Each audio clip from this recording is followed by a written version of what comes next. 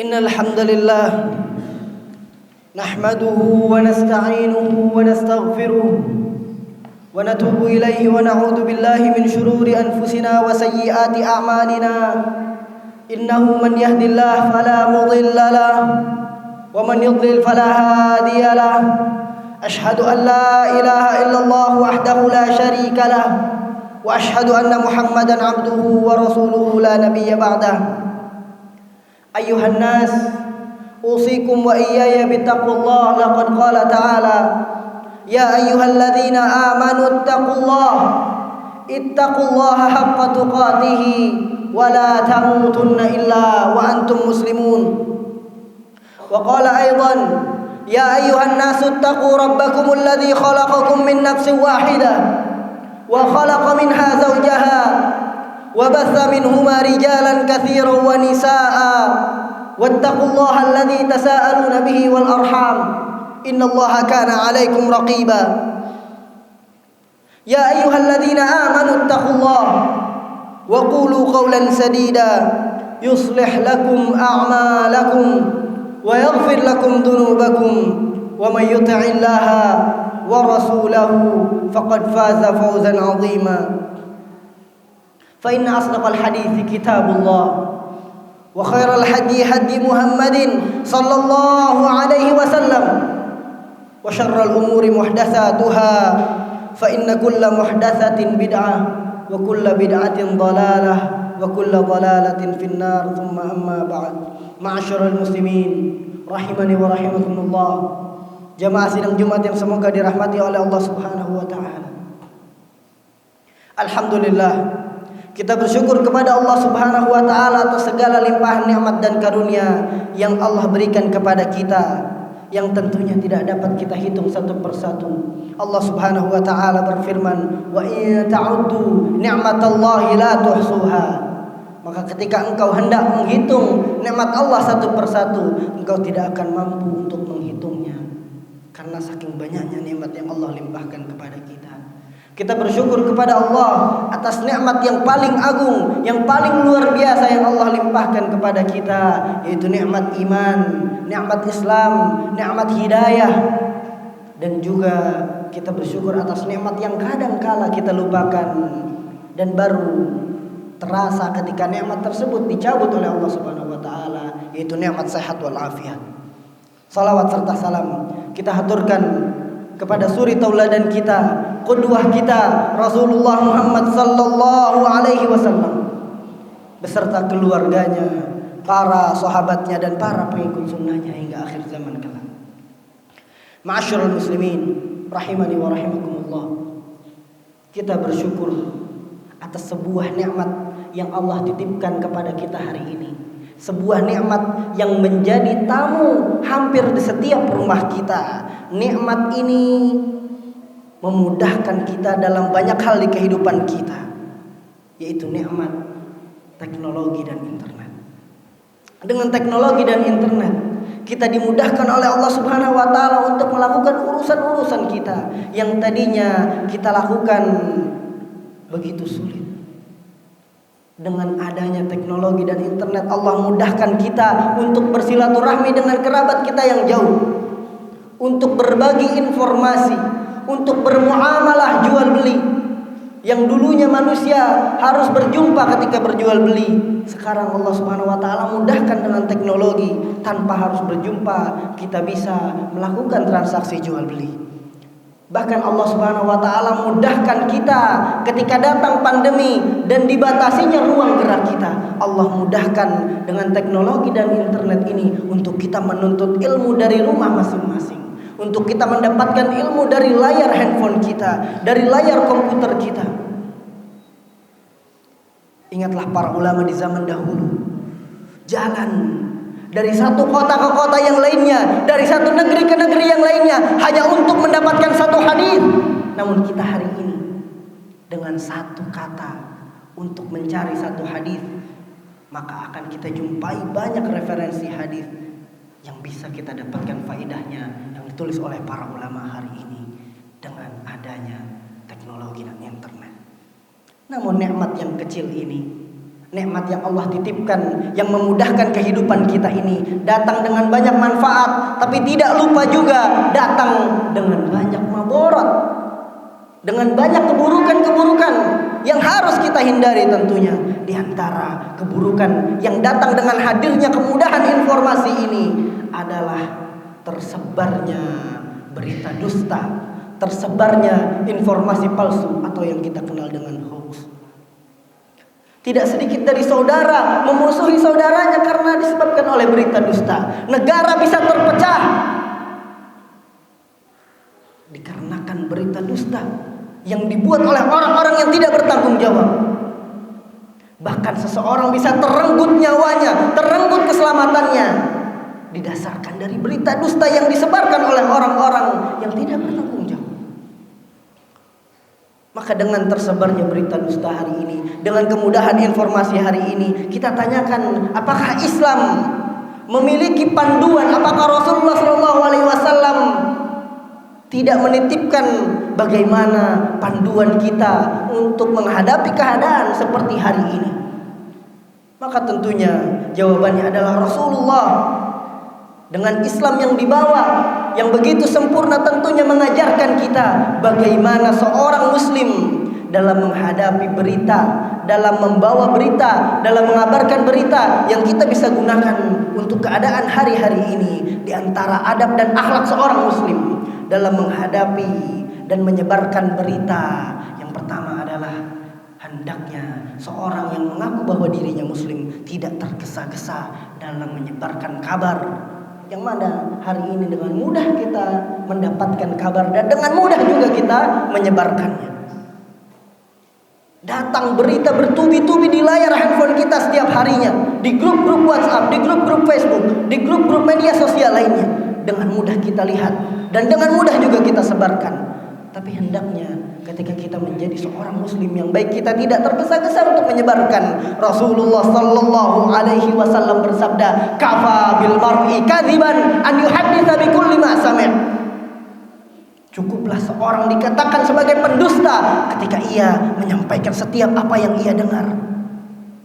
Dengan mudahnya kita menyebarkan kabar yang kita dapat. Kita ingin menjadi orang yang pertama yang seolah-olah tahu tentang kabar tersebut tanpa menimbang maslahat dan madaratnya, dan kita tergesa-gesa.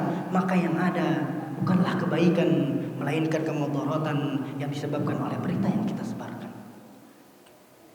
Kemudian di antara hal yang juga harus diperhatikan, di antara adab yang harus diperhatikan oleh seorang muslim dalam menyebarkan kabar dan berita yang ia dapat adalah hendaknya ia bertabayyun, mengecek lagi keaslian dari berita tersebut, mengecek lagi fakta di balik berita yang ia dapat sebelum ia menyampaikannya kepada orang lain, sebelum ia mengabarkannya kepada manusia. Allah Subhanahu wa taala berfirman, "Ya ayyuhalladzina amanu in ja'akum fasiqun binaba'in fatabayyanu an tusibu qauman bijahalah fatusbihu 'ala ma fa'altum nadimin." Wahai orang-orang yang beriman, ketika datang seorang fasik dengan sebuah kabar, maka bertabayyunlah, maka cek kembali kebenaran berita tersebut, agar kalian tidak menimpakan musibah kepada suatu kaum dan kalian menyesal di kemudian hari. Maka ketika kita mendengar sebuah berita, sebuah kabar terkait kemaslahatan ataupun kemadharatan, terkait berita baik ataupun berita yang membuat kita bergetar mendengarnya, maka kita harus melihat lagi dari mana berita itu disampaikan, siapa yang menyampaikannya, apakah fakta di balik berita tersebut, sebelum kita dengan mudah menyebarkan berita tersebut kepada orang lain atau mengabarkannya kepada manusia. Kemudian juga di antara hal yang harus diperhatikan ketika kita sudah mencoba untuk tidak tergesa-gesa, kemudian kita melihat bahwa berita tersebut adalah berita yang penting dan benar adanya, maka yang harus dipertimbangkan lagi, yang harus diperhatikan dari adab seorang muslim adalah melihat kondisi seberapa pentingnya berita itu untuk disampaikan. Mungkin berita ini bermanfaat, tapi berita yang bermanfaat atau berita yang penting ketika disampaikan di waktu yang tidak tepat, maka ia akan menjadi sesuatu yang buruk. Atau berita terkait keamanan suatu tempat, terkait keadaan atau kondisi dari sebuah musibah yang harus tidak setiap orang tahu, tapi kita sebarkan ke seluruh dunia agar semuanya tahu, maka ini tentunya bukan hal yang baik, bukan hal yang bijak. Rasulullah Shallallahu Alaihi Wasallam bersabda, "Man kana yu'minu billah wal yaumil akhir, falyaqul khairan aw liyasmut." Siapa yang beriman kepada Allah dan hari akhir, kata Rasulullah Sallallahu Alaihi Wasallam, maka hendaknya ia berkata yang baik atau diam. Maka di antara perkataan yang baik adalah mempertimbangkan setiap dampak dari apa yang kita sampaikan, termasuk dari kita menyampaikan berita yang pernah kita dengar atau yang kita dapat. Bahkan Rasulullah Sallallahu Alaihi Wasallam dikisahkan pernah menahan beberapa kabar, beberapa berita, beberapa hadis yang baru bisa dikabarkan setelah Rasulullah SAW wafat oleh para sahabat yang mendengar kabar tersebut. Dikarenakan Rasulullah SAW menahan kabar tersebut agar dampaknya tidak menjadi dampak yang buruk, sekalipun itu kabar yang baik. Maka begitulah dengan kita. Kita harus bisa mempertimbangkan setiap kabar yang datang melalui telinga kita untuk bisa menyebarkannya lagi, dan tidak bermudah-mudahan walaupun hari ini begitu mudah untuk berbagi dan menyebarkan informasi. Semoga Allah Subhanahu wa taala menjadikan kita hamba-hambanya yang senantiasa bisa menahan diri dan tidak tergesa-gesa, dan juga bisa bertabayun terhadap setiap kabar dan berita yang datang kepada kita. Barakallahu li wa lakum.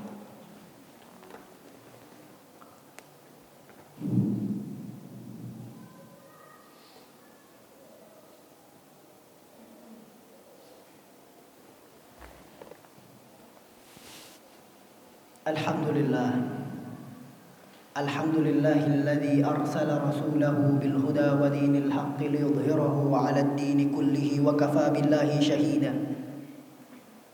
Asyhadu an la ilaha illallah wahdahu la syarika lahu iqraran bihi wa tauhida. Wa asyhadu anna Muhammadan 'abduhu wa rasuluhu wa safiyyuhu min khalqihi wa habibuhu. Nashhadu annahu qad ballagha ar-risalata wa adda al-amanata wa nasaha al-ummah. وكشف الله به الغمة وجاهد في الله حق جهاده حتى أتاه اليقين صلوات الله وسلامه عليه وعلى آله وأصحابه ومن تبعهم بإحسان إلى يوم الدين وبعد. معاشر المسلمين rahimani wa rahimakumullah, jamaah sidang Jumat yang semoga dirahmati oleh Allah Subhanahu wa taala. Ketika kita berbicara tentang informasi hari ini, ketika kita berbicara tentang berita dusta dan bahayanya, tentang berita palsu dan bagaimana yang membuat kita hari ini begitu terpecah belah. Ketika kita membicarakan tentang hoax, tentang informasi-informasi palsu yang dibuat oleh orang-orang yang tidak bertanggung jawab, ketahuilah ada satu jenis informasi palsu yang lebih dahsyat dari informasi palsu yang lainnya, yang lebih besar ancamannya dari Rasulullah SAW, yang tersebar di antara kita di hari-hari ini.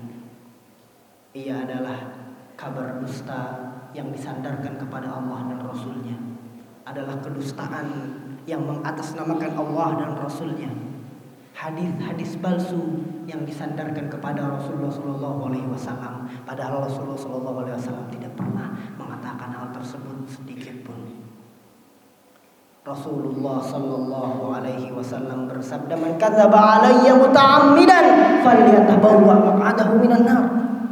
Siapa yang berdusta atas namaku dengan sengaja, maka hendaknya ia persiapkan tempat duduknya di neraka. Dengan mudah hari ini datang sebuah hadis, datang ayat-ayat, datang kutipan-kutipan yang dikatakan bahwa itu merupakan perkataan Rasulullah SAW, datang ke layar handphone kita hari ini, disebarkan oleh manusia dengan tujuan niat baik dalam dirinya. Maka sungguh niat baik itu tidak cukup. Kita harus berhati-hati. Mungkin di antara kabar-kabar yang kita dapat terdapat hadis palsu di sana, dan kita berperan untuk menyebarkan hadis palsu itu, tersebar lebih banyak lagi, dan lebih banyak orang yang tertipu dan tersesat disebabkan hadis palsu yang mungkin kita bermudah-mudahan dalam menyebarkannya.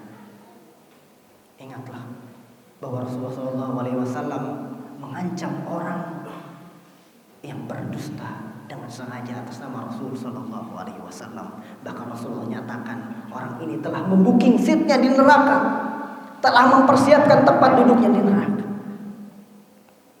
dikarenakan menyebarkan berita dusta atas nama Rasulullah Sallallahu Alaihi Wasallam, yang mana hari ini tentunya tidak bisa kita bendung lagi.